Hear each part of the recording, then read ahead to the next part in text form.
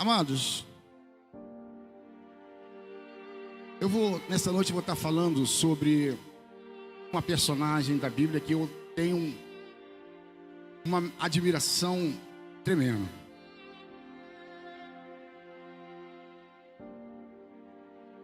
Eu sei que cada um tem, vamos dizer assim, um personagem bíblico predileto, talvez algo que a pessoa se identifica. Uns falam que é Moisés, outros falam apóstolo Paulo, uns falam dos apóstolos. Mas uma pessoa que eu tenho muita admiração e eu me identifico muito. Como eu gostaria de estar naquele tempo para ver as coisas como acontecia. E essa pessoa é o Davi, chamado Rei Davi. Davi foi um guerreiro, um profeta, sacerdote, um homem que marcou o seu tempo, a sua geração. Até hoje a nação de Israel fala, se referindo a esse rei com muito orgulho, não é para menos. Esse homem sabia como mexer com o coração de Deus. Esse homem foi um conquistador. E ele conquistou todo Israel. E ele unificou através de conquistas. As pessoas vinham do norte ao sul. E queria que ele estivesse estar debaixo da sua liderança, porque reconhecia que a unção de Deus estava sobre ele. Davi foi respeitado até mesmo pelos seus inimigos. Já viu isso? Ele foi um grande líder. Ao ponto de a Bíblia dizer que esse homem era um homem segundo o coração de Deus. E eu vou falar alguma coisa a respeito disso. Um homem segundo o coração de Deus. E quando você lê alguns salmos, e os salmos são proféticos, irmão, Deus, nesses últimos tempos está me deixando muito sensível. Eu sei que eu sou uma pessoa difícil, um casca grossa, mas assim, há uma sensibilidade que eu tenho percebendo, que quando eu começo a ler a palavra, às vezes eu começo a chorar. E uma coisa que a gente observa do salmista, do rei, do profeta, do sacerdote Davi, era a forma como ele compunha os salmos. E a Bíblia vai dizer que quando Davi chegou a uma certa idade, ele sabia que estava se aproximando o tempo da partida. O homem cheio de conquistas, na verdade Davi é uma tipologia, ele é o tipo do Senhor dos Exércitos. Porque ele nunca perdeu uma batalha. Um homem que aprendeu a viver da espada nunca foi derrotado. É por isso que a minha visão, até na questão de batalha espiritual, ele é minha referência, juntamente com Josué. Eu creio assim, dessa maneira, que crente nenhum precisa experimentar a derrota. Eu não disse que você não vai sair da batalha com cicatrizes, mas Deus vai te garantir a vitória, porque Ele diz que em Cristo nós somos muito mais do que vencedores. Um homem cujo nome é mais citado na Bíblia do que o nome de Jesus. O próprio Senhor Jesus, Ele é chamado de Filho de Davi. E o que me chamou a atenção, eu falei assim, cara, eu fico emocionado com isso.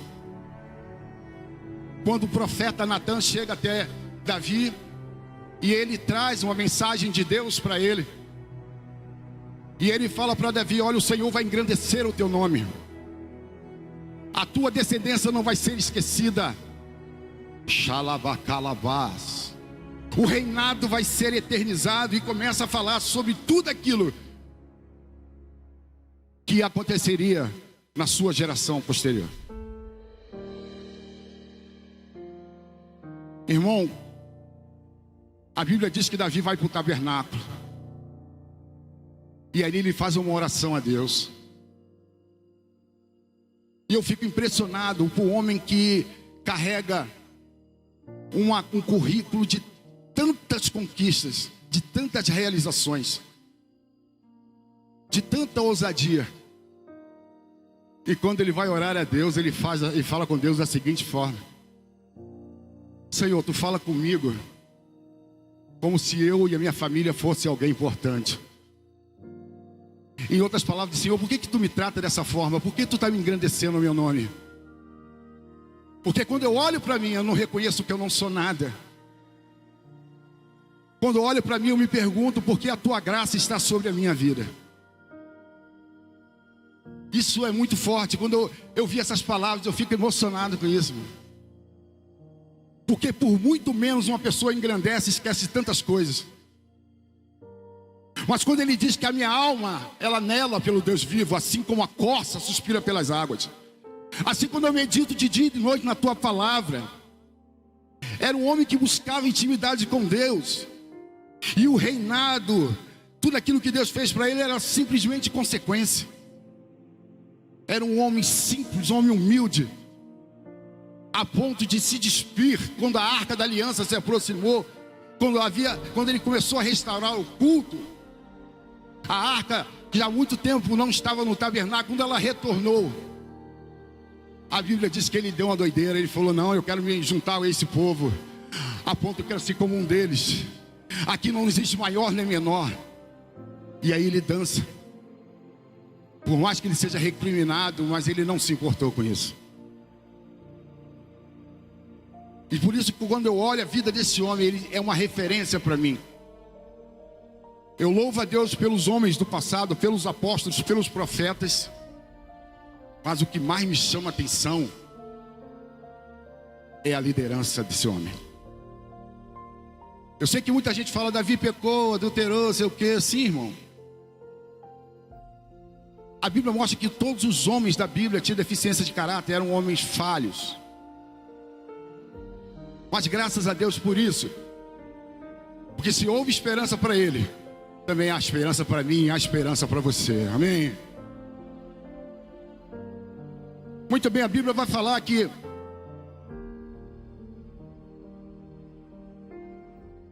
certa feita, Jessé, pai de Davi, ele chamou o seu filho, e era o caçula. Eu sei que Davi ainda tinha mais duas irmãs, então ele era o oitavo filho. Eliabe, seu irmão, estava na guerra, estava lutando contra os filisteus. E os filisteus era como uma pedra no sapato de Israel. Porque desde que a gente vê desde o início da palavra, você vai ver sempre Israel lutando contra os filisteus. E é muito interessante porque essa luta, se a gente trazer para os dias de hoje, ela retrata a nossa vida, a nossa batalha diária. Porque naquele tempo, ora o exército de Deus vencia, ora os filisteus venciam. E a Bíblia vai dizer que eles se postaram do outro lado da colina, e entre eles havia um vale chamado Vale de Elá. E ficava aquela briga, um afrontando o outro, chamando para briga, chamando para peleja, chamando para batalha. E a Bíblia vai dizer que havia 40 dias e aquela guerra não se definia. Você já parou para pensar nisso? De um lado eu fico excitando o adversário, aí fica aqui, vem ali, parece aquela briga de antigamente baile funk, né? Vem. E você pergunta, por que eles não iam lá, cada um decidia logo? Porque ninguém queria descer o vale e subir lá do outro lado, porque ia chegar com a metade das forças. Então ficava aquilo, eu me posicionei desse lado e o outro exército inimigo se posicionou do outro. E a guerra não se definia, não andava. E aí eu quero trazer para os nossos dias. Existem guerras que são travadas. Há muito tempo você vem lutando lutas das quais você percebe que não há um resultado.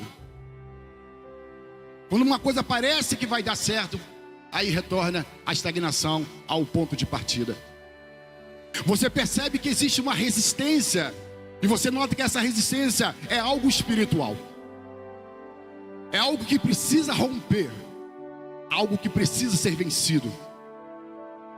Talvez você não saiba o que está acontecendo, como fazer isso.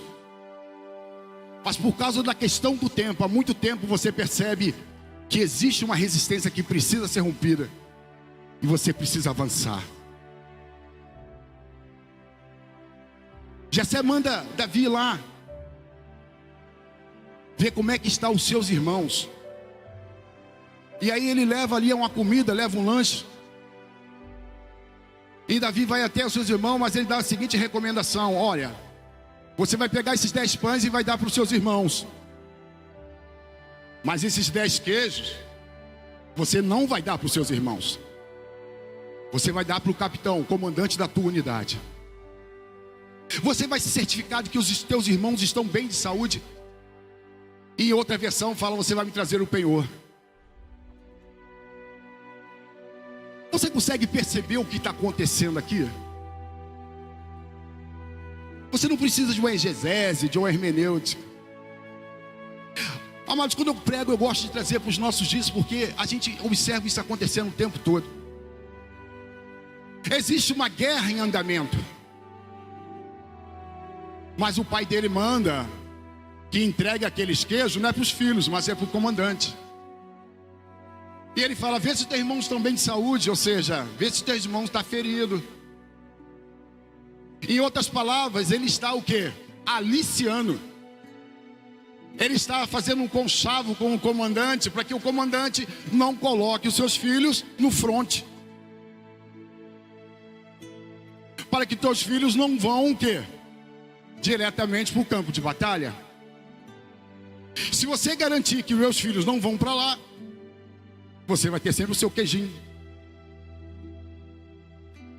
Então no final da luta, o que vai acontecer geralmente? Eu recuo, coloco numa situação confortável, e quando terminar a guerra, você vai ganhar a sua medalha e vai contar para o seu neto que você pelejou, que você lutou essa guerra, quando na verdade você não lutou nada.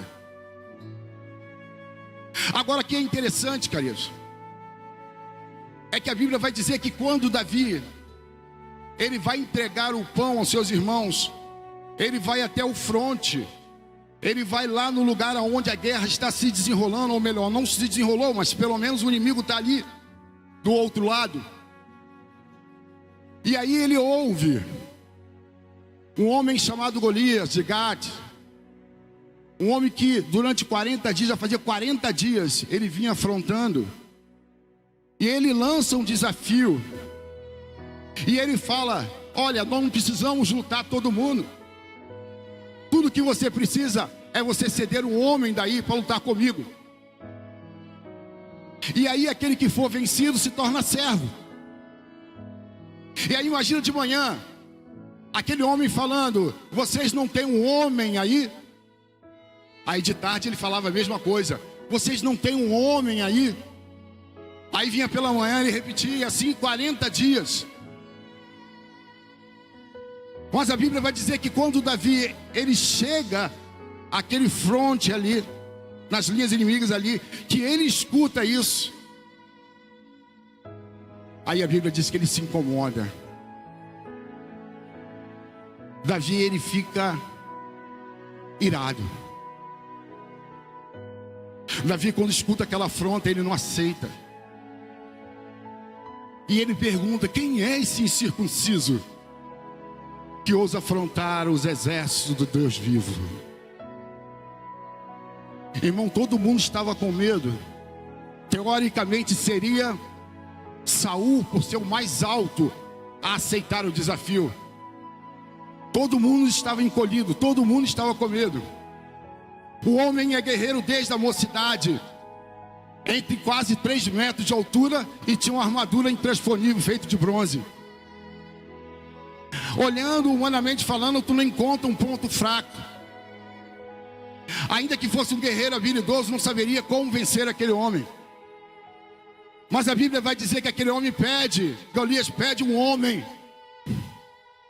Mas aí Deus envia um menino para fazer o serviço de um homem. E quando Davi olha aquilo, ele fica inconformado. Ele não aceita.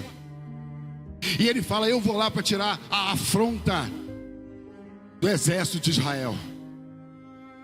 E aí eu estou falando das fases do chamado de Deus. Talvez você diga assim: meu Deus, como essa pessoa foi agraciada de Deus. Deus lá no céu olhou, escolheu e falou: vai ser você.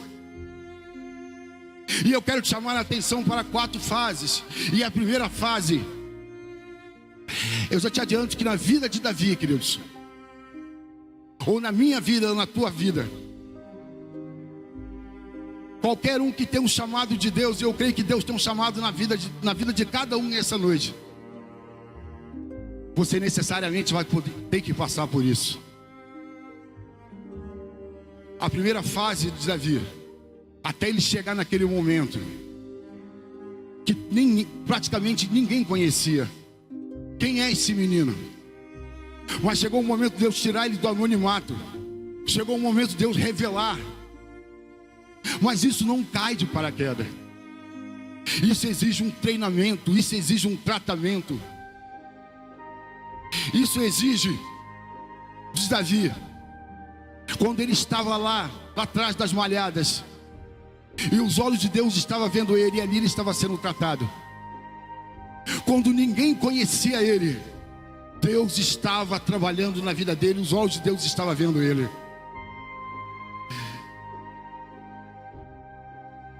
Davi foi um tipo de pessoa que ele aceitou o desafio. Ele não aceita pegar atalhos. Ele não pula etapas. Ele não busca facilidades. Ele cumpre um propósito que está diante dele e foi colocado diante dele. Ele aceita o tratamento e ele aceita o processo. Sabe qual é o nosso mal, queridos?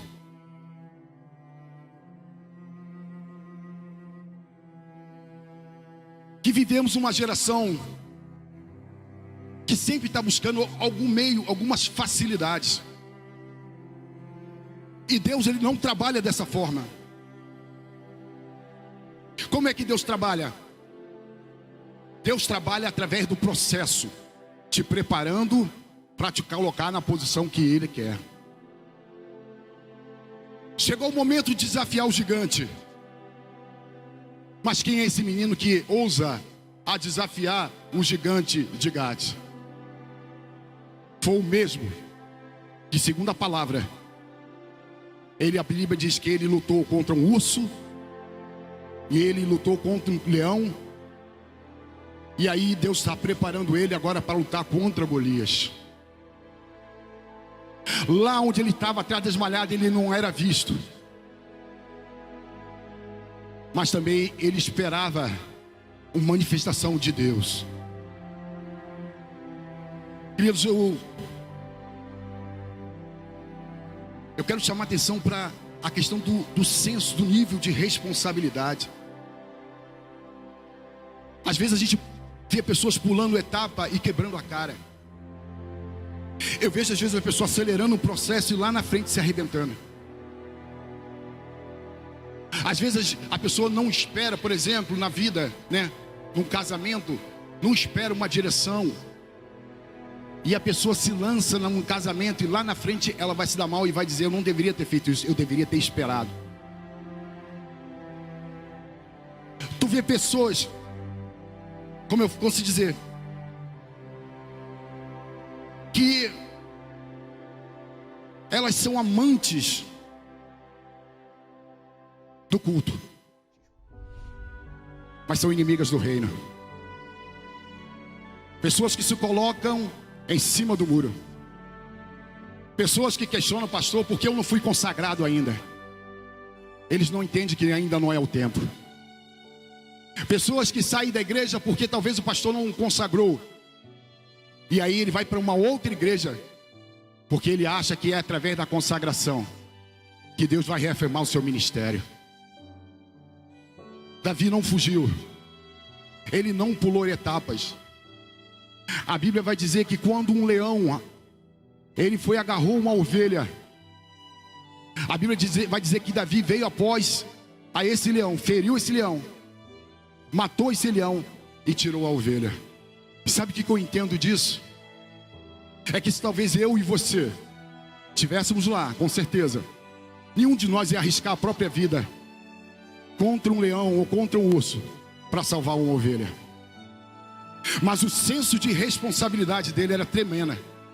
O senso de responsabilidade dele é tão grande que quando ele fala assim: meu pai confiou esse rebanho, essas ovelhas, eu vou trazer elas são e salva.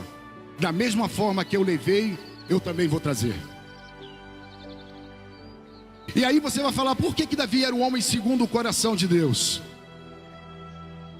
Aí aqui eu vou abrir João capítulo 10, versículo 27.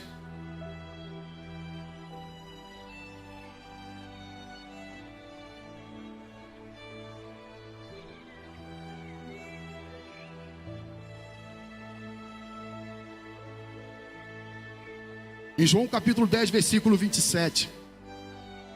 Algumas pessoas falam assim: por que Davi era um homem segundo o coração de Deus? Aí uns falam porque ele louvava, porque ele adorava. Eu não creio nisso. Eu creio porque ele se assemelhava ao caráter de Jesus. Porque em João capítulo 10, versículo 27 vai dizer: as minhas ovelhas ouvem a minha voz, e eu as conheço, e elas me seguem. Eu lhes dou a vida eterna, e elas nunca perecerão, tampouco ninguém as poderá arrancar da minha mão. Meu Pai que as deu a mim é maior do que todos. Ninguém é capaz de arrancá-lo da mão do meu Pai. E eu e meu Pai somos um. Jessé confia a ele o cuidado dessas ovelhas. E ele falou: vou entregar essas ovelhas assim como foi me dada. As ovelhas são do meu Pai, ela me confiou, e não há ninguém que rebate das minhas mãos. Então o mesmo sentimento que tinha Jesus é o mesmo sentimento que havia no coração de Davi. Queridos, a gente tem que entender que o primeiro chamado de Deus, a primeira etapa de Deus, ele te treina. Deus, ele precisa saber o que está no teu coração. Deus, ele precisa testar a tua fidelidade. Antes de Deus chamar e te colocar numa posição, ele precisa saber se realmente você é confiável. Davi, naquele momento, ele não surge do nada. Ele é ungido e a direção de Deus é agora: você vai ser revelado ao mundo. Você vai ser conhecido. Chegou o momento. Talvez, eu não sei se isso aconteceu com você, mas existe um momento na nossa vida que a gente se pergunta: Deus, será que você realmente está ouvindo a minha oração, ou sabe o que eu estou passando ou estou vivendo? Eu estava conversando com minha esposa e eu falei: durante muito tempo, não muito tempo, a gente ia para uma igreja lá no Jardim Redentor. E aí, hoje eu não sei nem como é que eu conseguia fazer isso. Mas a Carol era pequenininha, mas ela era muito gordinha. Ela parecia uma bolinha, mas era pesada.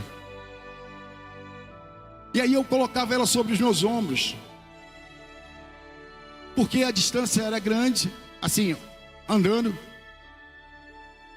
E eu não ia deixar minha esposa levar, porque ela era pesada. E eu sou o chefe da família, então toda a responsabilidade tem que cair sobre mim. E quando eu ia andando, eu segurava nos pezinhos dela para ela não cair. Ela era bem pequenininha, mas bem pesada. E eu ia andando, e só lá, quando chegava somente lá no Redentor, é que eu colocava ela no chão. Na maioria das vezes ela dormia. Eu sentia quando a mãozinha dela caía. Aí eu segurava os pezinhos dela e segurava a mão para ela não tombar. Eu acho que ela gostava muito, porque ela dormia fácil, nem reclamava. E eu fazia isso de manhã e fazia de noite. E andei muito, muito. E eu quero te dizer uma coisa. Quando eu andava com ela, às vezes a gente escutava de parentes, escutava de pessoas. E o sentimento dessas pessoas com relação à nossa família, sabe de qual era? Pena.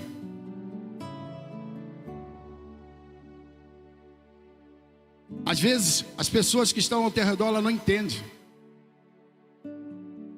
E às vezes até vejo você não entende. Fala, Senhor, por que as pessoas estão se adiantando e eu estou ficando para trás? Às vezes você questiona a questão da fidelidade. Por que essas pessoas estão avançando e eu vejo que elas não são tão comprometidas, elas não são tão fiéis? Por que eu estou passando por isso? Senhor, por que você não me honra? E eu queria só dizer a você que essa é a primeira fase daqueles que são chamados por Deus. Deus está tratando, está cuidando de você, está preparando. Por isso que eu vou repetir mais uma vez. Não pegue atalhos. Não pule etapas. Não busque facilidades. Cumpra o seu propósito. Aceite o desafio. Aceite o tratamento. E aceite o processo. Todas as vezes que a gente tenta fazer alguma coisa diferente, eu acredito que você vai retornar lá no final da fila. É assim que você pensa? Eu penso nisso. Tem coisas que você não consegue ser aprovado. Parece que você vai para o final da fila e aquela coisa se repete até que você seja aprovado.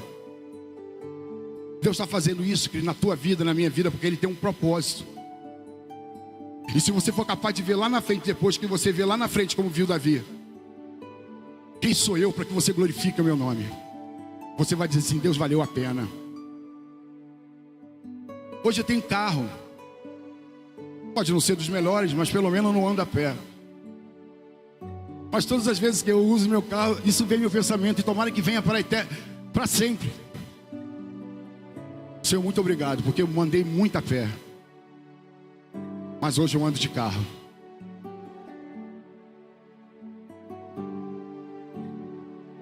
A Bíblia vai dizer em Eclesiastes capítulo 9, versículo 10.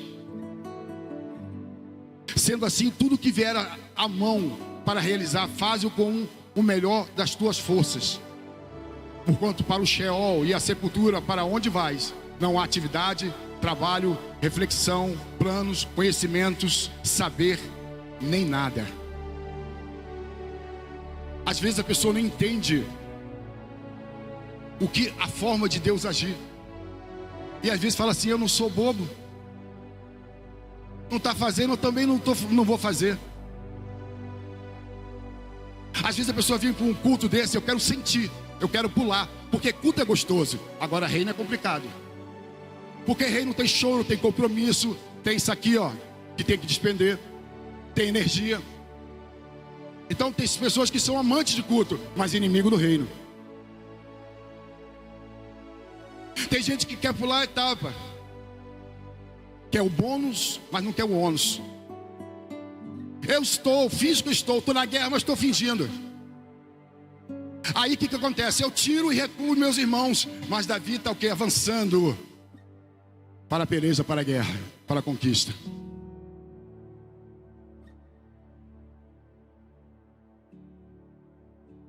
E aí eu entro na segunda fase, que está escrito em Samuel, 1 Samuel 17, ainda no capítulo. A segunda fase é muito interessante. A Bíblia vai dizer o seguinte: então Davi perguntou aos soldados que estavam ao seu lado: quem é que receberá o homem que matar esse filisteu e desagravar a ofensa contra a honra de Israel? Quem é esse filisteu incircunciso para desafiar os exércitos do Deus vivo? Olha que coisa linda. Há uma guerra, há uma ofensa. As pessoas estão com medo, mas existe uma recompensa. A recompensa só existe para aquele que aceita o desafio, para aquele que não recua e aceita o propósito. Irmão, qual o propósito que Deus tem colocado na sua vida? Qual é o chamado que Deus tem colocado na sua vida? Você é do tipo de pessoa que fica em cima do muro esperando o que vai acontecer. Se der certo, eu estou nisso aí. Se não der certo, nunca estive nisso aí. Olha que tem pessoas assim.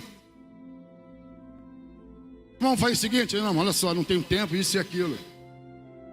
Agora Davi aceita, fala, e o que o rei fará? E aí o que eu acho interessante aqui, porque enquanto alguns procuram o favor do capitão, Davi está buscando o favor que vem do rei. Enquanto uns estão buscando os favores dos homens, Davi pergunta, o que o rei fará? Ele está buscando o favor do rei, ele está buscando o reconhecimento do rei. Existe honra? Existe, mas eu não quero o conchavo dos homens, eu não quero o favor dos homens. Eu queria te fazer uma pergunta, e o que o rei fará? Eu preciso do favor que vem do rei. Existem pessoas que querem fazer coisas para se mostrar para os outros. Eu vou fazer isso daqui porque os outros vão ver como eu sou espiritual. Vou fazer isso aqui para ser visto. Você ser visto por homem, irmão, você vai ganhar o galardão dos homens. Tudo aquilo que tu faz para ser visto pelos homens, você está perdendo o galardão que está nos céus. O reconhecimento de Deus. Olha o que Mateus capítulo 6, versículo 6 diz. Tu, porém, quando orares, vai para o teu quarto e após ter fechado a porta, orarás a teu pai que está em secreto, e teu pai que vem em secreto te recompensará plenamente. Em outras palavras, fala publicamente. Sabe o que eu entendo disso? Que Davi entendia esse princípio. Ele perguntou, o que fará o rei? E às vezes as pessoas pensam assim, irmão, eu não quero nada não da parte de Deus. Irmão, isso é ignorância, irmão. Eu quero tudo que vem da parte de Deus. A Bíblia diz que o Senhor nos glorifica. Está escrito lá em Romanos. Ele não vai te dar a glória de Deus. A glória de Deus pertence a Ele. Mas a Bíblia diz que é honra, glória e paz daqui na vida daqueles que o buscam. O grande problema nosso, sabe qual é? É que quando surge um problema, você consulta todo mundo, mas você esquece de consultar a Deus. Ou talvez Ele seja o último. E muitas das vezes Deus tira todas aquelas pessoas, todo o teu amparo, todo o teu esteio, todo o teu apoio, porque Ele quer palestrar contigo, porque Ele quer se revelar a você como um Deus galardoador, que abençoa todos aqueles que o buscam. O pai, o Jessé, vai lá, dá um queijo, dá um agrado, vê lá se teu irmão está ferido, vê lá se ele está machucado. E Davi, não quero saber do favor do capitão, eu quero saber do favor do rei. Eu vou consultar o rei, eu quero ver o que ele vai me dar, qual é a honra que ele tem para mim. Então, queridos, eu vejo que a segunda fase do chamado de Deus é que você tem que esperar inteiramente nele. Inteiramente nele. Eu sei, eu não sou ignorante, eu sei que Deus move pessoas para te ajudar. Mas até nisso você percebe que de uma forma poderosa Deus ele coloca e conecta pessoas para te ajudar. Meu carro quebrou, motor de arranque, eu não sabia nem o que era isso. E eu nesse dia estava trabalhando, diria. Eu falei, meu Deus, como é que vai ser isso? Irmãos, através do telefone eu entrei em contato, foi até com o Rodrigo. Eu falei, meu Deus, como é que resolve isso por telefone? E ele falou, varão, eu estou em Belfor Roxo. Eu falei, se você pudesse me ajudar. O Rodrigo saiu lá de Belfor Roxo, pegou o carro, comprou o motor de arranque, fiz um Pix. Ele foi, levou na oficina, e o cara consertou o carro, e isso e aquilo. E eu só lá do meu trabalho. E antes disso, para tirar o carro eu chamei o Derivaldo, vamos rebocar esse carro, Derivaldo, se ele não pegar. Um homem que é de outra religião, por uma questão ética eu não vou falar, está olhando lá, olhando o que eu estou fazendo lá. E depois ele saiu e falou não, e ajudou, e ali nós nos tornamos amigos. Ele empurrou o carro ali, eu não sabia como pegar o carro, e aí tudo foi resolvido. E as coisas foram acontecendo assim, eu fiquei, meu Deus, Verdadeiramente o Senhor trabalha para todos aqueles que em Ti esperam, Senhor. O Senhor conspira ao Teu favor. O Senhor conecta pessoas que irão te ajudar, que irão te fazer você avançar. Busque, em primeiro lugar, o favor que vem do Rei. A terceira parte, a terceira fase: não perca o foco. Não perca o foco. Em 1 Samuel, ainda no capítulo 17, versículo 28, quando Eliabe, o irmão mais velho, ouviu Davi falando com os soldados, ficou irritado com ele e indagou: por que afinal desceste até aqui? E com quem deixaste aquelas poucas ovelhas no deserto? Bem conheço a tua insolência e a malícia do teu coração. Vieste para assistir à batalha. Davi replicou: que fiz eu agora? Por acaso sou privado até mesmo de falar? Então Davi procurou outras pessoas, propôs a mesma pergunta e ouviu a mesma resposta. Os que ouviram as palavras de Davi foram relatá-las a Saul, que o chamou à sua presença. Amados, deixa eu acelerar, porque eu pensei que estava avançado no tempo, mas não estou, ainda tem um tempo. Então deixa eu te dizer uma coisa. Eu te falei da questão do chamado, do preparo, das etapas que você não pode pular. Você não pode pegar atalho. Segundo, você tem que estar com foco. Ou melhor, você tem que buscar em Deus, direção de Deus. Você tem que buscar o favor que vem dele. E a terceira é: não perca o foco. Uma das armas prediletas de Satanás para te tirar do foco é usar pessoas que estão próximas de você para tentar te desanimar. É interessante que havia um Golias, um homem gigante, mas havia uma preocupação muito grande por parte do irmão, por parte dos seus familiares. Ora, se o cara é um gigante, qual é o teu problema? Sabe qual é o problema? É que quando ele olha para Davi, ele tenta fazer com que ele desanime, desacreditando. Mas Davi tinha algo muito interessante.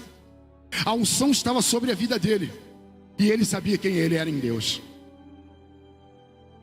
E nada tirava ele do foco. E aí os seus irmãos falaram: volta lá para trás das malhadas, as tuas poucas ovelhas, vai cuidar. Sabe o que acontece, queridos?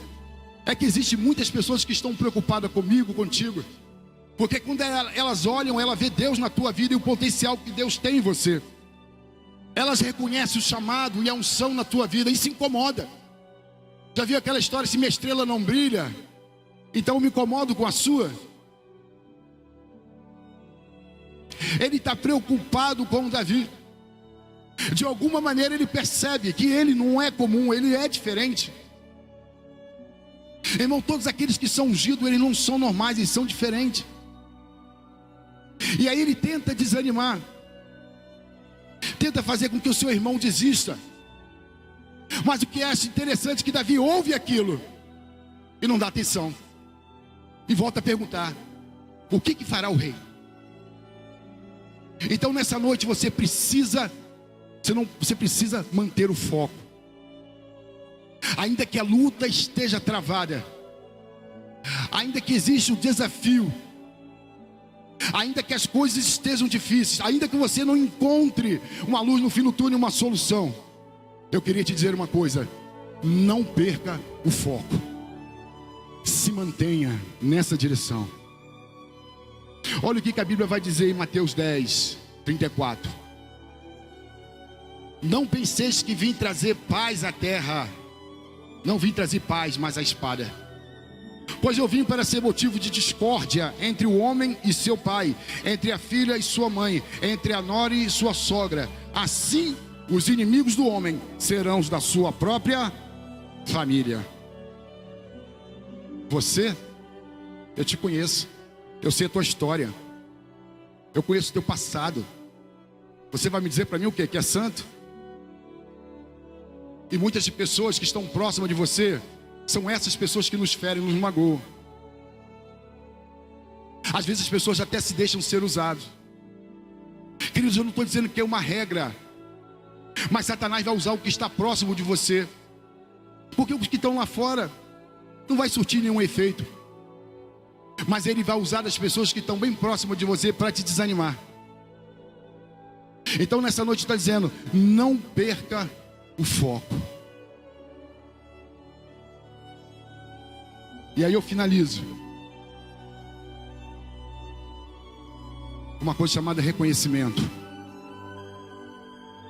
Você conhece a história, você sabe que Davi venceu Golias, mas eu quero ler o que está em 1 Samuel capítulo 17, versículo 44, que diz assim: disse mais o filisteu a Davi: vem cá, e darei a tua carne às aves do céu e às feras do campo.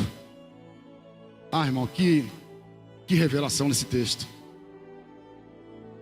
Você sabe que Davi vai lutar contra Golias, e o que Golias fala para ele é o seguinte: eu darei a sua carne às aves do céu e às feras do campo. Daria a sua carne às aves do céu e às feras do campo. A Bíblia vai dizer que ele o amaldiçoou em nome do seu Deus.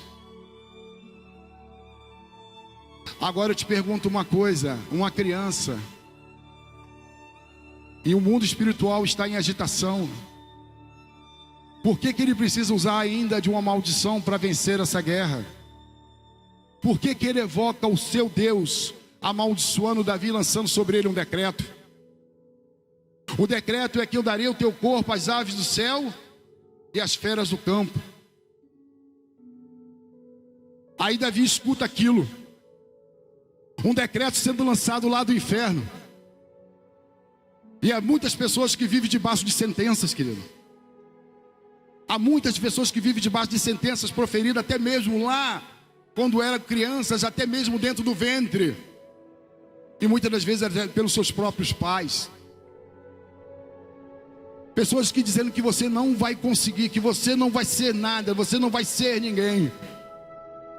Golias, quando olha para Davi, ele o amaldiçoa e ele lança um decreto. Mas para aquele que sabe quem é em Cristo, cuja unção está sobre a sua vida, Davi pega aquelas palavras e lança e revida com outro decreto. E aí no versículo 45 vai dizer: contudo Davi retrucou ao filisteu: tu vens contra mim com espada, lança, escudo pontiagudo. Eu venho a ti em nome de Yahvé, o Senhor dos exércitos, o Deus dos exércitos de Israel, que desafiaste. Hoje mesmo, repita comigo: hoje mesmo. Hoje mesmo não é amanhã, é hoje mesmo. Hoje mesmo, não é daqui uma semana. Hoje mesmo, Yahvé te entregará nas minhas mãos, e eu te ferirei, e deceparei a cabeça, e darei o teu corpo e o teu cadáver do teu exército filisteu, as aves do céu e os animais selvagens.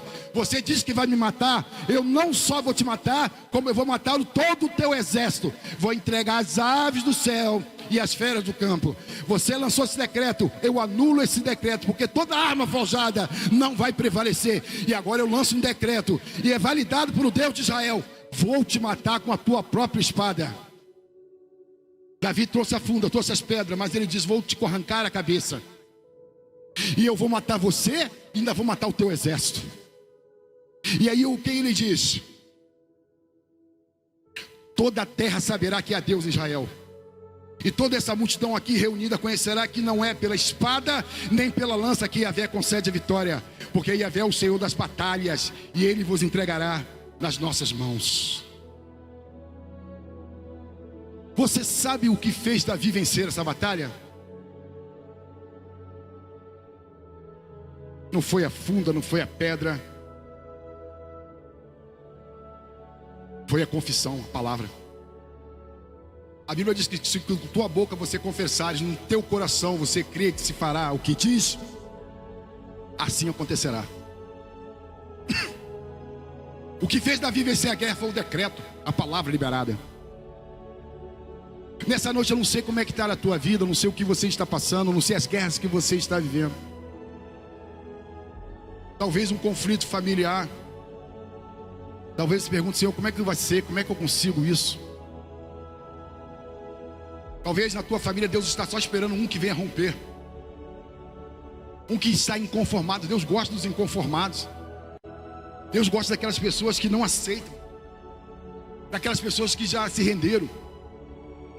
Irmãos, a Bíblia vai dizer que Gideão tinha uma multidão que veio para lutar, mas Deus falou, essa multidão não serve. Porque ali existem medrosos, curiosos, despreparados.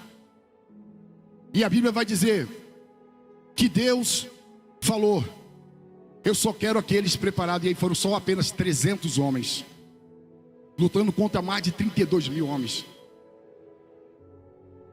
O que fez vencer a batalha foi o decreto.